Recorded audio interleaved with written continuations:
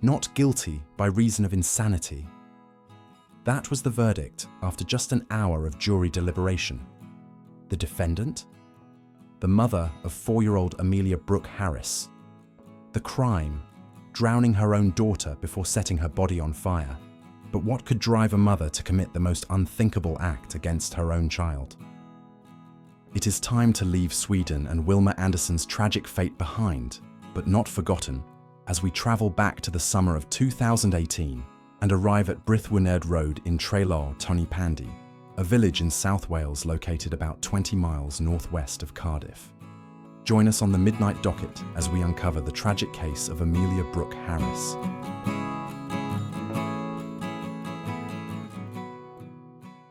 Carly Ann Harris was born in 1979, and her life began as that of an ordinary child growing up. As a young girl, she was described as bright, religious, and well-liked by her classmates. Raised in a family with strong Jehovah's Witness beliefs, Carly initially followed a devout path, participating in Bible study groups and embracing her faith. However, as she entered her teenage years, her life took a sharp turn. The Harris family was thrust into turmoil in 1990 when Carly's stepfather, Yusuf Abdullahi, was wrongly convicted in one of Wales's most infamous miscarriages of justice, the Lynette White murder case. Abdullahi, along with 2 other men, was falsely accused of murdering the 20-year-old woman and was sentenced to prison despite no physical evidence linking him to the crime. The jury foreman was then asked for the verdict: not guilty. Guilty. Innocent! They're all innocent! I am bitter, I am broke! The Reverend Sharpton joined more than 300 supporters. The wrongful conviction was later overturned in 1992, but the damage had already been done. The case, which gained national attention, cast a long shadow over Carly's upbringing and may have played a role in her later struggles. By the time Carly reached her mid-teens, her life had veered off course. According to her sister Tiffany Wright, Carly went off the rails at the age of 15. She stopped attending school, preferring instead to party, drink heavily, and experiment with drugs. Booze, cocaine, you name it, she used it, all the time, Tiffany recalled. When she should have been at school, she was out with men in fast cars. What began as teenage rebellion soon turned into a pattern of reckless and destructive behavior. Despite her chaotic lifestyle, Carly eventually became a mother. She had 2 sons before giving birth to Amelia, but motherhood did not bring stability.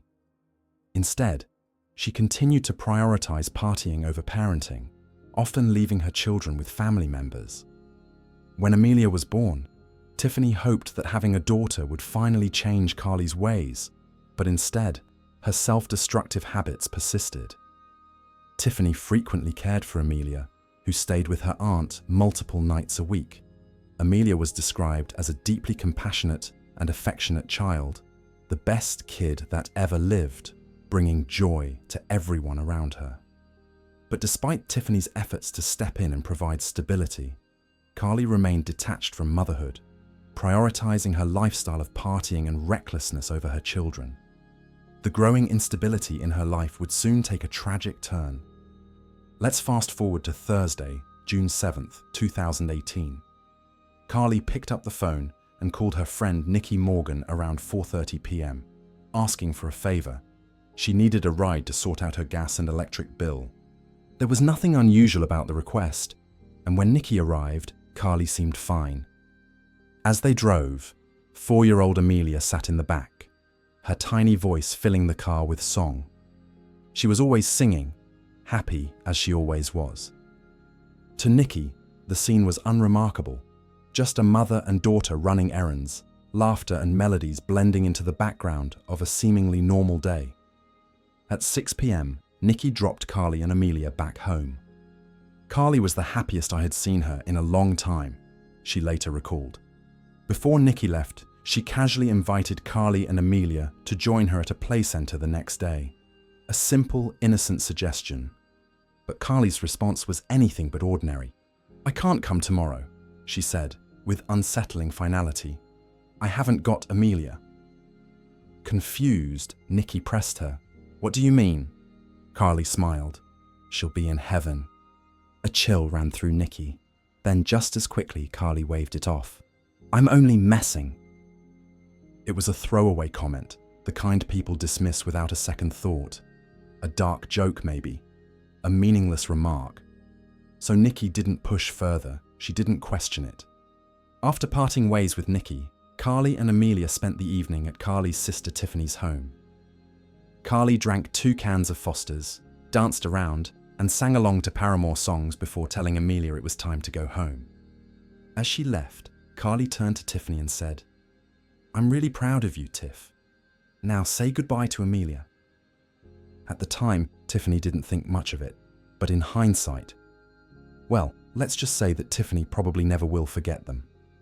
After leaving Tiffany's flat, Carly and Amelia made the short journey back to their home on Brithwyned Road.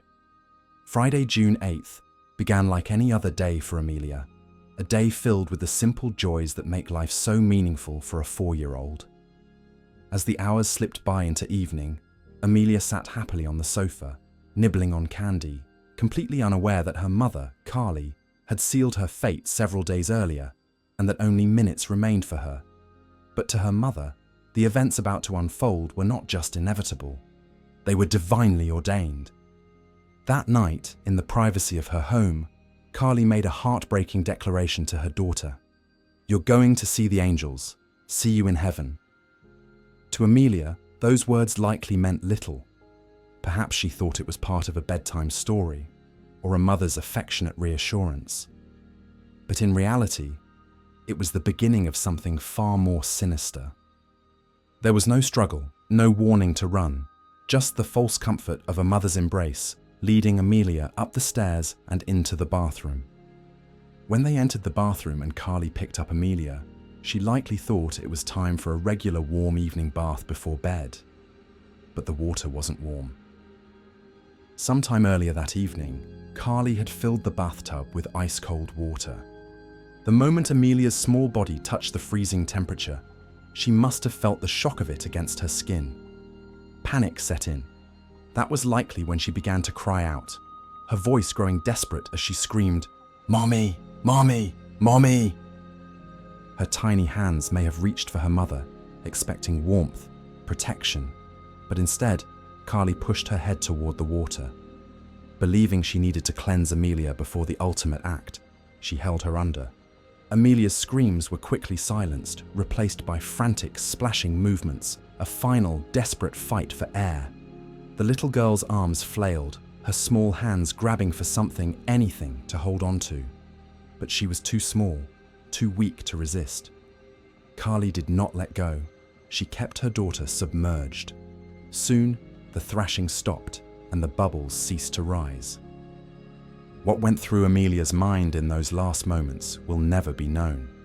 But what is certain is that the home that had once been her safe place had now become the site of her final breath. When it was over, Carly lifted Amelia's lifeless body from the bathtub. Carefully, she wrapped her small frame in toilet paper, then covered her with a sheet. In her mind, this was not murder, but a sacred ritual, a sacrifice meant to prove her faith. She then carried Amelia outside into the garden. There, she placed her daughter's body on a coffee table, the same place where Amelia had played on summer afternoons. Then, she set fire to Amelia's body. While her daughter's body was burning, she went back inside and started cleaning the house as if nothing had happened. Megan Griffiths, a neighbour, had heard the terrified screams of the little girl, but she disregarded it at the time. However, a short time later, Megan's boyfriend, Jake Barlow, heard another voice outside. Levi, Carly's 17-year-old son, who had just made the horrific discovery. His voice was filled with rage, disbelief, and utter devastation as he shouted at his mother, "How could you? She's my only little sister." Meanwhile, 10-year-old Jaden, Carly's youngest son, ran into the street, shaking uncontrollably as he sought comfort from Angela Griffiths, Megan's mother. As he clung to her in a desperate embrace, he uttered words no child should ever have to say. "Amelia is dead. Will my mommy go to prison?" Levi's voice echoed around them as he ran in circles shouting, "You've killed her! You've killed her! before retching as if he was about to be sick. As Angela Griffiths took in the scene, she looked up to see Carly standing at the top of the steps outside her house. There was a dazed look in Carly's eyes as Angela asked her what was happening. Carly's response was unsettling. God will be with her. The angels have taken her. Angela quickly dialed 999, the emergency number in the UK, similar to 911 in the United States, and was instructed by the emergency operator to enter Carly's property to assess the situation. As she cautiously made her way towards the house, Levi's anguished voice cut through the air once again. She's out in the fucking garden. She's burnt her. Angela, accompanied by a friend, Lisa Evans, stepped into the garden. What they saw was almost too much to comprehend. A coffee table stood in the center of the space, and on it lay the body of 4-year-old Amelia, covered with a blanket. From underneath the blanket, they could see her small, charred feet sticking out. Her body was still smoldering, and the unmistakable scent of burning flesh lingered in the air. A short time later, police arrived on the scene and arrested Carly on suspicion of murder. As she was placed in the back of the police van, she spoke with unsettling certainty. "Jesus told me to do it," she said. "She will be okay, trust me. I'm not crazy, I promise you." Carly made references to the angels and Jesus, her voice almost pleading. "I promise you, Jesus is coming soon," she insisted. When an officer asked her what had happened, she responded with a chilling conviction, "I promise you I wouldn't do that to my only girl if she wasn't returning." Following her arrest, Carly was taken to Merthyr Tydfil police station. While in the custody suite, she made several statements, including, "I deserve to die. What the fuck, my little girl? I must be possessed. They told me to. And the angels said it's got to be done." Over the next 2 days, Carly was formally interviewed by the police. During these interviews, she described experiencing visions of angels and stated that these visions played a role in her actions. Her statements indicated that she believed she had been given instructions from a divine source, which she claimed compelled her to act as she did. She told investigators that the 7 spirits of God had entered her earlier that year, and that the number 7 held deep spiritual significance. She stated that she had botched the attempt because she should have carried it out on June 7th. She had convinced herself that the stars should have aligned with the dots on her cheeks, an alignment she believed was crucial to fulfilling her perceived mission. But instead, the events had been delayed by a single day, a deviation from her plan that, in her mind, only added to the urgency of her actions. Despite this, it didn't stop her from so callously robbing her daughter of her life. Dr. Arden Thomason, a psychiatrist, diagnosed Carly with schizophrenia and said at the time she was suffering from an abnormality of mental function which substantially impaired her ability to form a rational judgment. He said she appeared to have experienced paranoid and religious delusions and believed she had to kill Amelia to save the world and was being tested by God, who would then return her daughter to her. Dr. Thomason said that when he examined Carly, she was still firm in the belief that she had to kill Amelia in order to protect her and save the world. He said that, despite efforts by doctors at a secure institution to get Carly's psychosis under control, she still believed there had been a terrible mistake. She could not understand why she was being subjected to psychological treatment, he said. She was very sure she had been instructed by God. Dr. Thomason said he was as confident as he could reasonably be that she displayed signs of insanity. Another psychiatrist, Dr. Philip Joseph, agreed Carly had suffered from schizophrenia following a urinary tract infection in 2014. Dr. Joseph also said he believed that Carly's abuse of amphetamines may have triggered a psychotic episode, which Dr. Thomason said was possible. But Dr. Thomason added that he thought that was the least likely of the options. The courtroom was silent as the jury filed in, their expressions solemn, their task an unsettling one. In the end, their decision had little to do with whether Carly killed her daughter, because that fact was never in dispute. The only question was why she did it. During the 2-day trial, psychiatrists testified that in the months leading up to June 8, 2018, Carly's mental state had deteriorated rapidly. She had become fixated on religious visions, convinced she was a fallen angel who needed to prove her faith through sacrifice. Her delusions intensified during the Passover period, and she began experiencing both visual and tactile hallucinations. She spoke of signs from the universe, of angels guiding her, of the number 7 having cosmic significance. In her mind, Amelia's death was not murder, it was salvation. At first glance, it may seem shocking that Carly Ann Harris was not convicted of murder. However, under UK law, the prosecution must prove beyond a reasonable doubt that the defendant not only committed the act, but also had the mental capacity to understand that what they were doing was both legally and morally wrong. In this case, there was no dispute that Carly drowned Amelia and set her body on fire. The real question was whether she had the mental awareness to comprehend the gravity of her actions. For a murder conviction to stand, the law requires 2 critical elements: the act itself, the unlawful killing of another person, and the intent behind it. While there was never any doubt that Carly committed the act, her intent and understanding of its consequences were far more complicated. According to both the prosecution and defense psychiatrists, Carly was suffering from a severe mental disorder, most likely paranoid schizophrenia, which led her to believe that killing Amelia was not an act of harm, but an act of salvation. She was convinced she was fulfilling a divine purpose, believing that her daughter's death was necessary to save the world and that Amelia would return to life. Under the legal standards outlined in the Monaghan Rules, which govern the insanity defence in England and Wales, an individual cannot be found guilty of murder if they were suffering from a mental illness so profound that they did not understand that their actions were wrong. In Carly's case, both expert psychiatrists testified that her delusions were so overwhelming that she truly believed she was doing the right thing. This left the jury with only 2 possible options.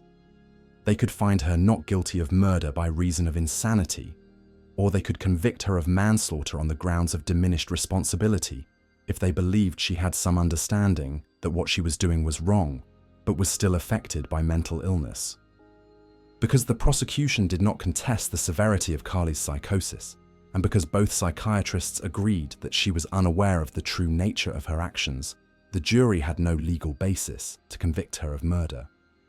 It took them less than an hour to reach their verdict: not guilty of murder by reason of insanity. When the verdict was read aloud, Carly stood in silence. "I am satisfied that you are suffering from a mental health disorder, namely schizophrenia," Judge Mr. Justice Picken announced. "The intention is that, as soon as possible, you will be transferred to an appropriate clinic close to home."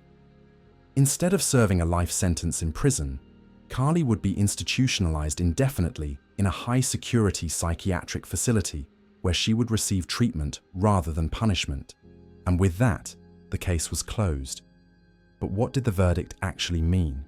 Well, in de facto terms, Carly Ann Harris could potentially be released in the future, but only under strict conditions. For Amelia's family, however, the verdict did not feel like justice. Many of them disagree with the insanity ruling and continue to fight for Carly to be held criminally responsible for what she did. Her sister, Tiffany, had the following to say: "I think she knew what she was going to do that night as she left my house. She should be serving a life sentence in prison. Every day we suffer this, and we are livid. Carly's actions were so evil they were devil-like. It was pure evil." From the beginning, Tiffany refused to accept the insanity ruling. Even with multiple forensic psychiatrists diagnosing Carly with paranoid schizophrenia, Tiffany remained unconvinced. To her, Carly knew exactly what she was doing. "I don't for 1 second believe she was hearing voices or even insane in the truest sense," she insisted. "She certainly never behaved in any way insane before that night. I'd say she was more sane than anyone I know. She's a good actor and she's smart." For Tiffany, the signs had been there all along. Carly's years of partying, drug use, erratic behavior, and neglectful parenting painted a picture of someone who had long struggled with responsibility. Yet, to Tiffany, nothing about her sister ever suggested true madness. Only selfishness, recklessness, and perhaps even something more sinister. To this day, Tiffany and her family still have not given up. They continue to fight for Carly to be retried, pushing the idea that her insanity ruling was a mistake. Meanwhile, Carly remains at Signet Hospital, a high-security psychiatric facility in Stevenage, where she is held indefinitely under a hospital order with restrictions. According to Tiffany, her sister is living too comfortably. "I spoke to her 2 weeks after the killing," she said.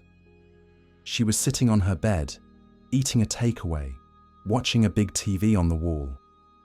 It is sick. She should be behind bars for the rest of her days, not scoffing jerk chicken in a comfy room."